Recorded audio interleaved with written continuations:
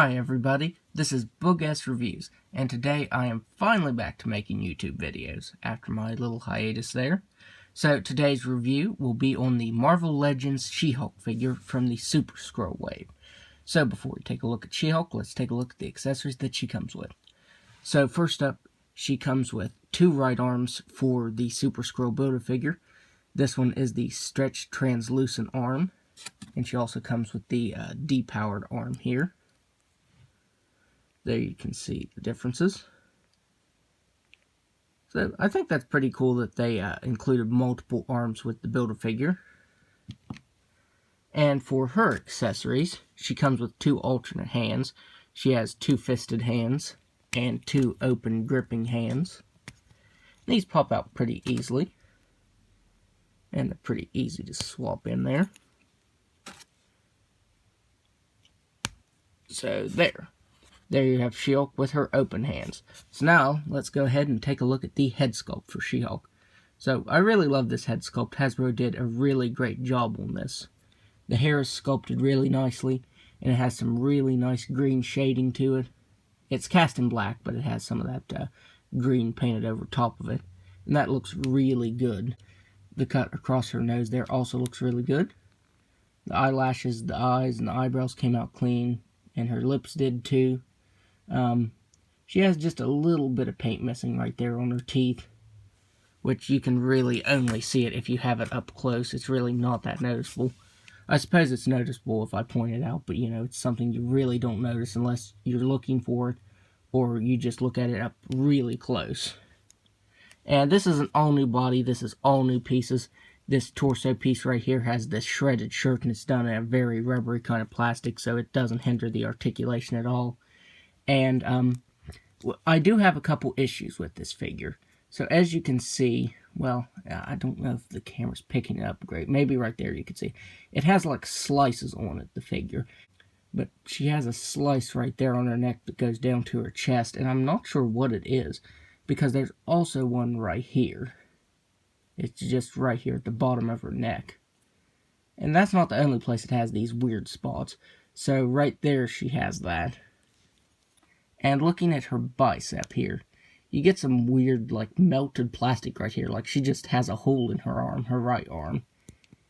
And as you can see there, it still looks kind of melted and burnt. And let's get that to focus in. And there you see a little bit more right there on her bicep. So this figure does have some weird issues like that. It's a good figure, but mine has those weird cuts right there on the neck and chest. And then this right bicep is just chewed up. But I think that's the only other thing that was really wrong with this.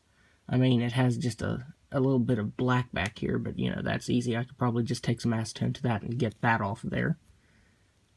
But she has more cuts all over her body, and they came out pretty clean. Looking down here at her torn up pants, they also look pretty good, but it's done in kind of a glossy collar. This glossy blue collar. I wish it would have been a little more flat, because, you know, her skin tone is very flat. And then she has these glossy pants, and it looks kind of funny. I mean, it's not a huge complaint, but it is weird that it is kind of glossy.